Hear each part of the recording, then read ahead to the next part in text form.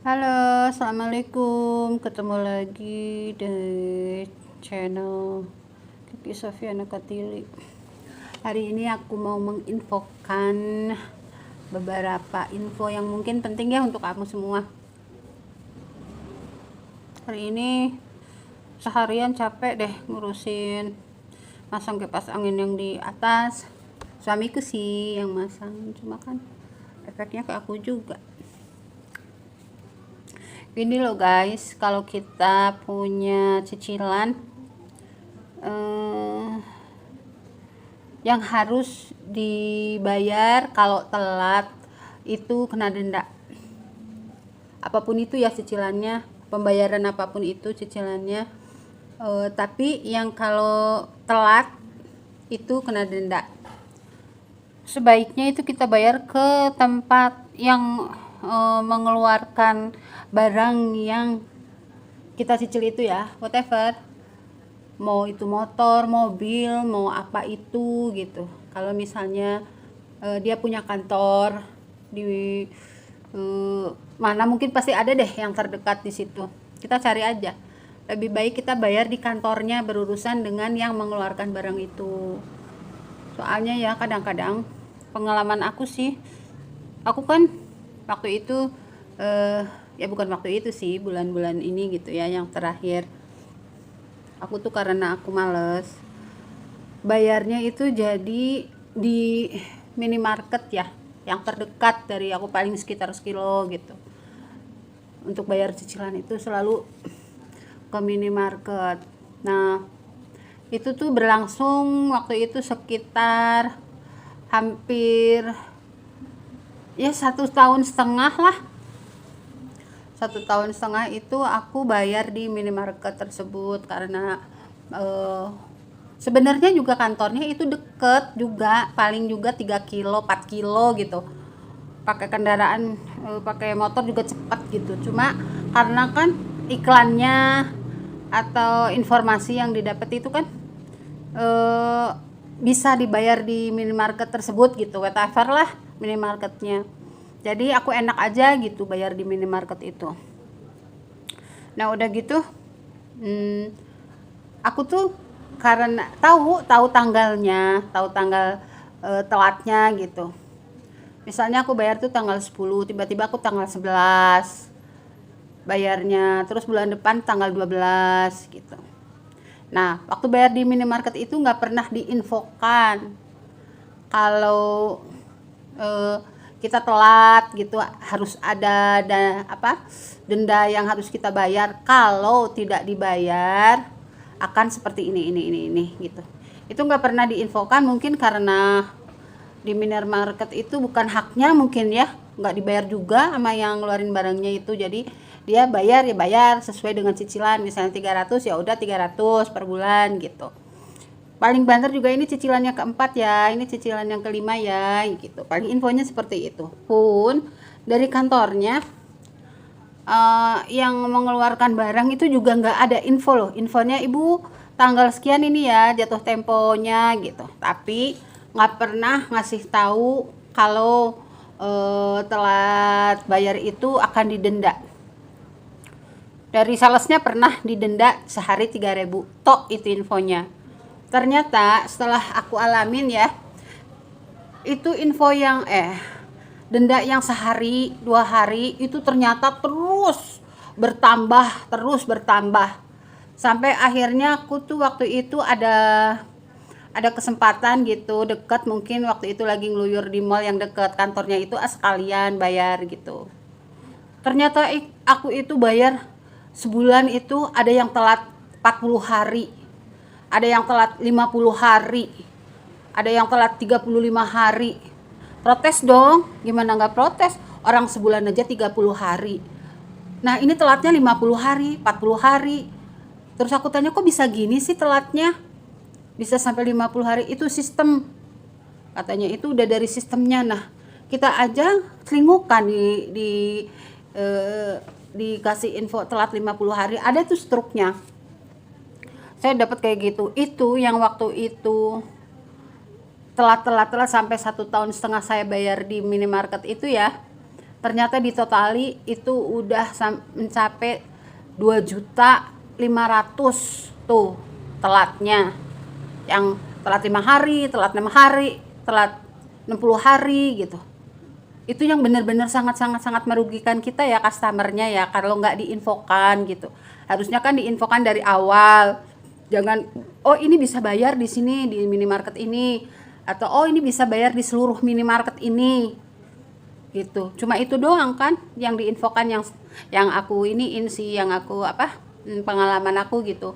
Nggak kalau nggak dibayar dendanya yang sehari ini akan numpuk jadi sekian gitu, yang akhirnya sangat merugikan bagi customer. Nggak pernah dikasih info yang seperti itu gitu. Akhirnya jadi setelah tahu kalau posisinya dendaannya sampai 5 juta 2,5 juta itu kan jadi jengkel ya. Oh lah jadinya kok begini gitu, padahal kita nggak sadar kalau telat sehari 3 hari itu kalau didiemin akan menjadi bengkak gitu katanya, karena sistem ya, secara sistem katanya dari sananya itu sangat merugikan customer. Bener deh, aku aja jengkel, bayangin itu cicilan cuma hampir 700 lah, hampir 700 gitu, ternyata bisa bengkak sampai 2,5 juta itu dendaannya, karena kita nggak tahu kalau dendaan itu mesti dibayarin waktu itu juga agar tertutup gitu untuk denda-denda yang terus berkembang itu, kalau langsung dibayarin gitu, karena kita nggak pernah diinfokan, jadinya ya udah keenakan nggak tahu. Nah setelah aku tahu, nggak pernah lagi bayar di minimarket manapun, harus langsung aja ke kantornya yang mengeluarkan barang itu ya. Aku langsung bayar 3 bulan 4 bulan sampai lunasnya tuh. Nah lunasnya itu di bulan Maret kemarin ya. Sebelum Maret itu udah aku lunasin full, tapi masih dendanya masih utuh 2.400.000 tuh, 2.500.000. Kesel banget kan kita, pada nyicilnya udah dikurangin ya, misalnya harus lunas di bulan Maret, kita Februari udah lunas, tapi dendanya plus dendaannya itu yang 2.400.000 itu kan hampir berapa bulan coba? 3 bulanan ya, 3,5 bulan kan sayang, padahal kita maju 1 bulan dari seharusnya. Makanya kalian guys, kalau misalnya ada cicilan motor, mobil, atau barang-barang yang kalian cicil, kalau mau dibayar di minimarket itu boleh, tapi harus sebelum hari H, sebelum waktunya gitu, sehari, atau itu maksimal deh mepetnya tuh 1 hari sebelum hari H. Nanti kalau misalnya udah hari H-nya kan berarti kan kita telatnya sehari itu bisa berkembang jadi beratus-ratus loh jumlahnya loh. Kata aku juga sampai 2,5 juta, padahal mah pas waktunya untuk lunas sebelumnya kita udah lunas tuh. Jadi sangat merugikan untuk customernya ya. Makanya kalau harusnya pihak pengeluar barang ini kan harusnya ngasih tahu bener kalau kita tuh di minimarket itu bisa bayar bener, itu memudahkan. Tapi harusnya juga yang merugikannya itu harus diinfokan gitu, karena di minimarket itu nggak akan ngasih tahu kalau udah telat bayarnya dan harus bayar denda, itu nggak diinfokan karena emang bukan tugas mereka. Jadi harusnya di sekali-sekali yang suka nagihin itu kan by phone, suka mbak ini telat nih udah sekian hari, harusnya itu ngasih tahu juga ya ke customer, atau salesnya yang pertama gitu ya, harusnya ngasih tahu juga kalau telat nggak dibayar akan begini, itu karena sistemnya seperti itu, merugikan Anda sebagai customer, harusnya seperti itu ya. Terus kita juga waktu ngambil BPKB itu misalnya nih yang dendaan itu kan besar ya, 2,5 juta kan nggak semuanya orang tuh ada uang gitu pas lagi pembayarannya ya, yang pengambilan BPKB-nya itu.